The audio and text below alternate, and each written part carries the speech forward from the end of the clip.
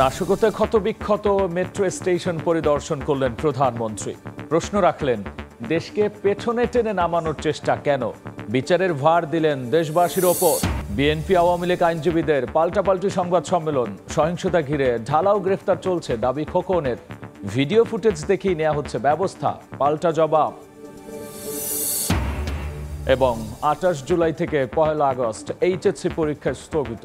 আলোচনা করে দেওয়া হবে নতুন সূচি। পরিস্থিতি স্বাভাবিক হলে পর্যায়ক্রমে খুলবে স্কুল কলেজ, জানালেন মন্ত্রী।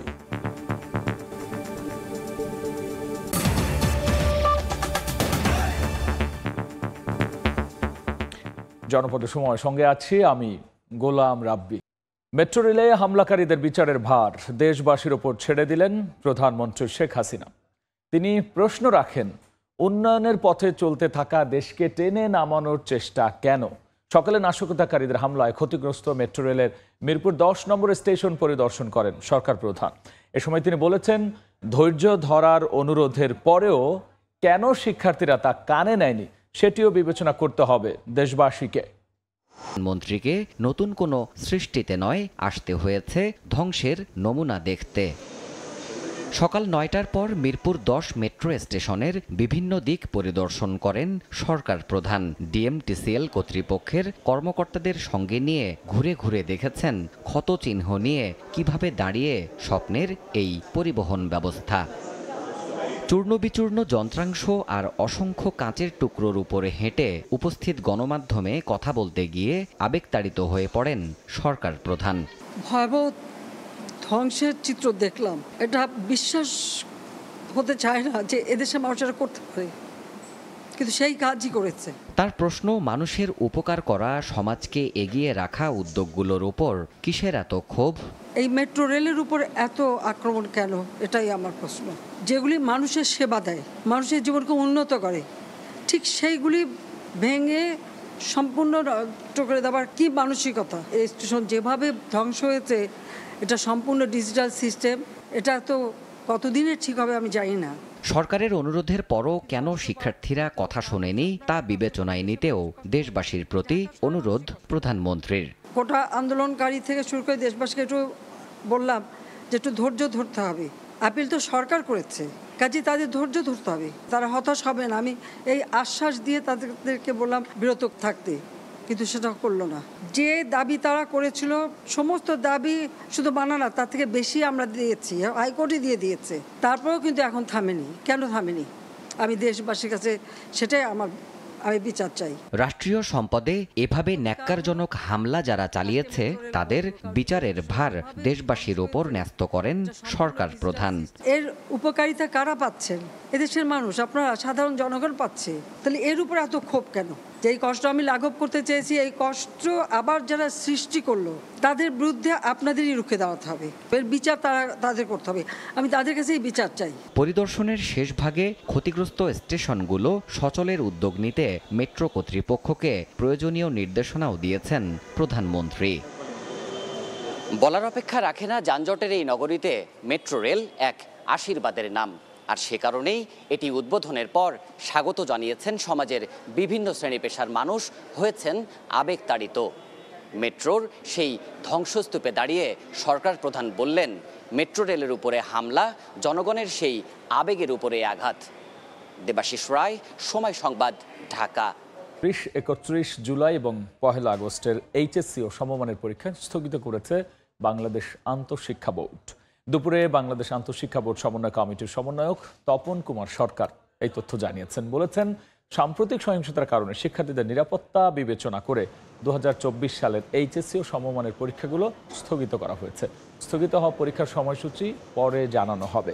এদিকে বিকেলে ঢাকা মেডিকেল আহত শিক্ষার্থীদের দেখতে গিয়ে শিক্ষামন্ত্রী মহিবুল হাসান চৌধুরী জানিয়েছেন, পরিস্থিতি স্বাভাবিক হলে উচ্চ মাধ্যমিক পর্যায়ে বিদ্যালয় খোলার মাধ্যমে পর্যায়ক্রমে সব শিক্ষা প্রতিষ্ঠান খুলে দেওয়া হবে।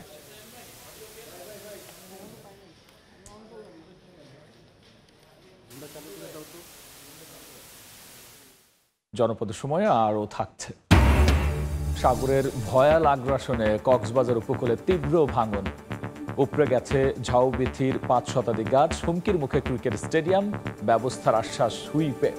দেশের সাম্প্রতিক পরিস্থিতি বিবেচনায় দরিদ্র ও নিম্ন আয়ের মানুষের মাঝে নিত্য প্রয়োজনীয় খাদ্য সামগ্রী বিতরণ করেছে বাংলাদেশ বিমান বাহিনী মহিলা কল্যাণ সমিতি, ওয়াফওয়া এবং others women and children club.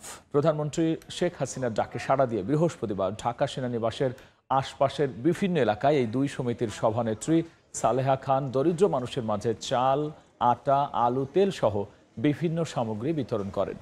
এ সময় ওয়াফওয়া কেন্দ্রীয় পরিষদের সহ সভানেত্রী, ওয়াফওয়া আঞ্চলিক শাখা বঙ্গবন্ধু ও বাসারের সভানেত্রী, সিনিয়র লিয়াজু কর্মকর্তা, ওয়াফওয়া কেন্দ্রীয় পরিষদের সদস্য সহ বিমান বাহিনীর কর্মকর্তারা উপস্থিত ছিলেন।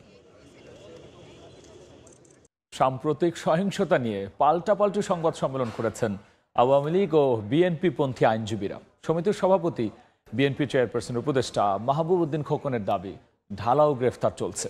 আরেক ব্রিফিংয়ে সমিতির সাধারণ সম্পাদক শাহ মঞ্জুরুল হক বলেছেন, ঢালাও নয়, ভিডিও ফুটেজ দেখেই করা হচ্ছে গ্রেফতার। 9 দিন ধরে তালাবদ্ধ বিএনপির কেন্দ্রীয় কার্যালয়, নেতাকর্মী শূন্য নয়াপল্টন। এরই মধ্যে সহিংসতার মামলায় গ্রেফতার হয়েছেন 1 ডজন শীর্ষ নেতা। দলটির হিসেবে গত কয়েকদিনে সারা দেশেই গ্রেফতার হয়েছেন প্রায় 2000 নেতাকর্মী। বৃহস্পতিবার গণমাধ্যমে পাঠানো এক বিবৃতিতে গ্রেফতার নেতাকর্মীদের মুক্তির দাবি করেছেন বিএনপির মহাসচিব মির্জা ফখরুল ইসলাম আলমগীর। কোটা আন্দোলন নিয়ে সহিংসতার ঘটনায় আন্তর্জাতিক তদন্তেরও দাবি জানান তিনি। সাম্প্রতিক পরিস্থিতি নিয়ে পাল্টাপাল্টি সংবাদ সম্মেলন করেছেন আওয়ামী লীগ ও বিএনপিপন্থী আইনজীবীরা। সমিতির সভাপতি বিএনপি নেতা মাহবুব উদ্দিন খোকনের অভিযোগ, সহিংসতা তদন্তের আগে বিএনপিকে দায়ী করে ক্ষমতার বাড়াবাড়ি করছে আইন শৃঙ্খলা রক্ষা বাহিনী, করা হচ্ছে ঢালাও গ্রেফতার। আমরা আশ্চর্য হয়ে যাই, রাজনীতিবিদদের নয় একজন একজন সমালোচনা করবে একদল, আইন শৃঙ্খলা বাহিনীর দায়িত্বরত ব্যক্তিগত কিভাবে রাজনৈতিক দলের নাম উল্লেখ করে বা ব্যক্তির নাম উল্লেখ করে তারা বক্তব্য দিচ্ছে। তাদের যে দায়িত্ব দেওয়া আছে রাষ্ট্রীয় দায়িত্ব, সেখান থেকে তারা অ্যাক্সেস ব্যবহার করছে। একই স্থানে সংবাদ সম্মেলন করেছে সুপ্রিম কোর্ট আইনজীবী সমিতির সম্পাদক সহ নির্বাচিত সদস্যরা। এ সময় শাহ মঞ্জুরুল হক জানান, ঢালাও নয়, সহিংসতার ভিডিও ফুটেজ দেখেই করা হচ্ছে গ্রেফতার। যারা দোষী এবং যারা এই সমস্ত হত্যাযজ্ঞ, এই সমস্ত ধ্বংসযজ্ঞ, এই সমস্ত অগ্নিকাণ্ডের সাথে জড়িত, আমরা বারের পক্ষ থেকে সবার বিচার দাবি করি। খুব শিগগিরই কোটা সংস্কার আন্দোলন ঘিরে সহিংসতায় নিহতের সংখ্যা জানা যাবে বলেও জানান সমিতির সম্পাদক। আফজাল হোসেন, সময় সংবাদ, ঢাকা। দেখছেন জনপদের সময়। সাগরের ভয়াল আগ্রাসনে ভাঙন তীব্র হয়েছে কক্সবাজার উপকূলে। একের পর এক বড় বড় ঢেউয়ের আঘাতে উপড়ে গেছে ঝাউবিথির 5 শতাধিক ঝাউ গাছ, তছনছ বালিয়াড়ির পাড়, রাস্তাঘাট। হুমকির মুখে শেখ কামাল আন্তর্জাতিক ক্রিকেট স্টেডিয়াম, টুরিস্ট পুলিশ কার্যালয় সহ সরকারি বেসরকারি নানা স্থাপনা।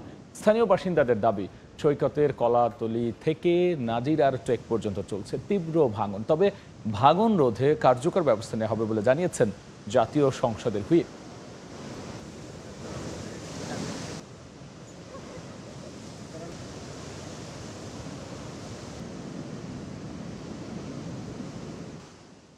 এ পর্যায়ে শীর্ষ সংবাদ জানিয়ে দিচ্ছে আরও একবার।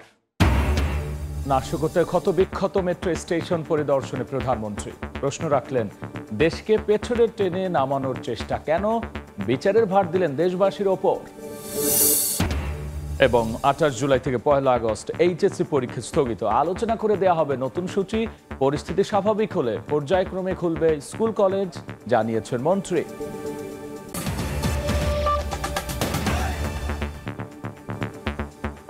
এই ছিল আমার কাছে থাকা জনপদের সময়। এরপর রাতের সময় নিয়ে আবারও ফিরছি কিছুক্ষণ পর। সঙ্গেই থাকুন সময়।